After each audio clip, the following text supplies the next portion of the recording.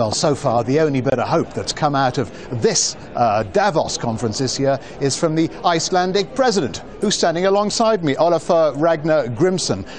Mr. President, why are you such a beacon of hope? Why has Iceland survived where Europe has failed? What are you doing differently?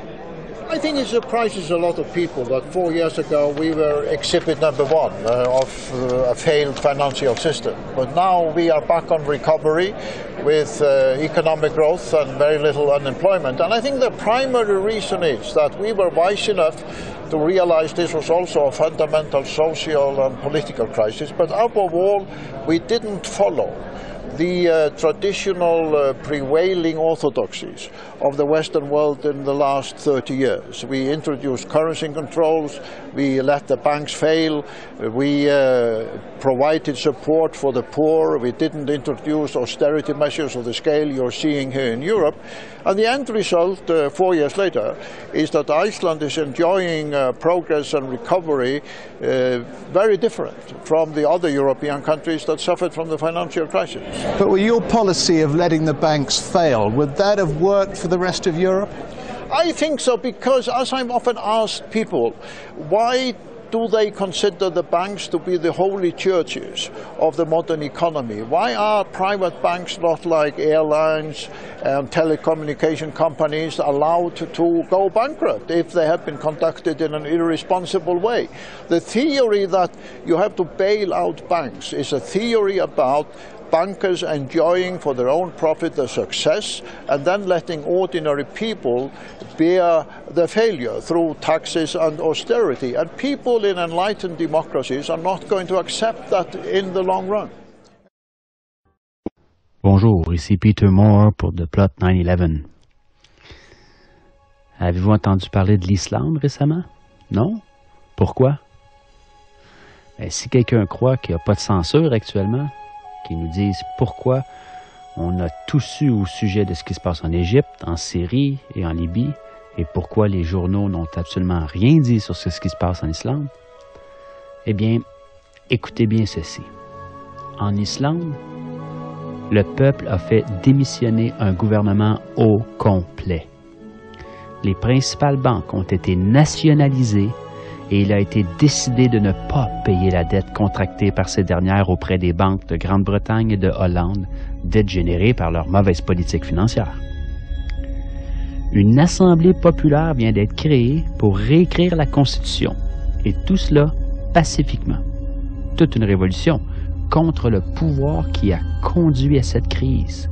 Voilà pourquoi rien n'a été publié.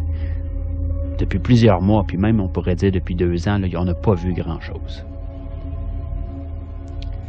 Que se passera-t-il si les citoyens du monde en prenaient exemple? Brièvement, voici l'histoire des faits. 2008, la principale banque du pays est nationalisée. La monnaie s'effondre, la bourse suspend son activité, le pays étant banqueroute. 2009, les protestations citoyennes contre le Parlement font que des élections anticipées sont convoquées. Elles provoquent la démission du premier ministre et en bloquent de tout le gouvernement.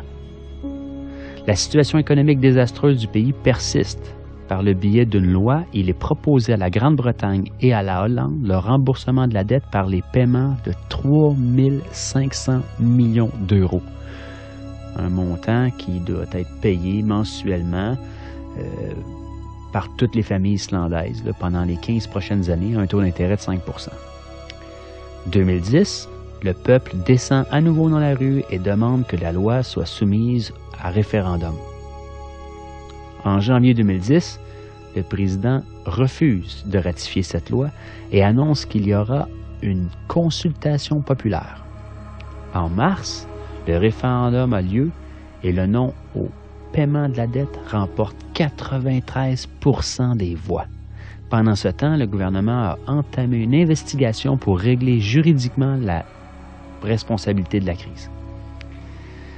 Les détentions de plusieurs banquiers et cadres supérieurs commencent. Là, je parle de prison, là.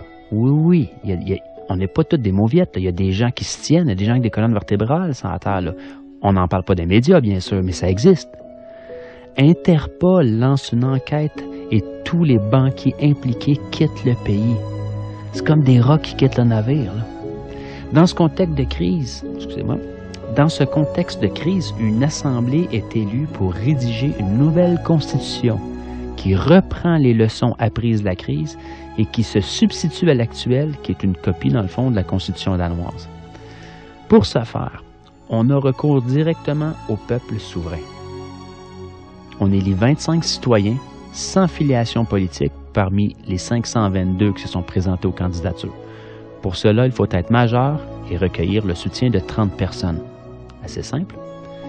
L'Assemblée constituante commence ses travaux en février 2011 afin de présenter, en partant des avis collectés dans les diverses assemblées qui ont eu lieu dans tout le pays, un projet de grande charte.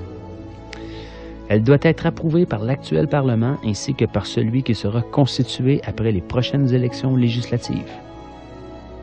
Voici en bref l'histoire de la Révolution islandaise.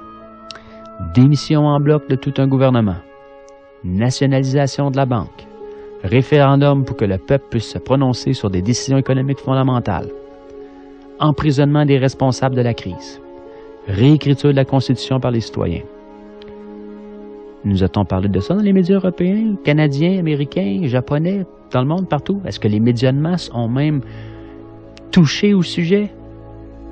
En a-t-on parlé dans les débats politiques, radiophoniques ou télévisés? A-t-on vu des images de ces faits à la TV? Bien sûr que non. Il y a ben trop de monde qui regarde. Le peuple islandais a su donner une leçon à tout le monde entier en affrontant le système et en donnant une leçon de démocratie au reste du monde.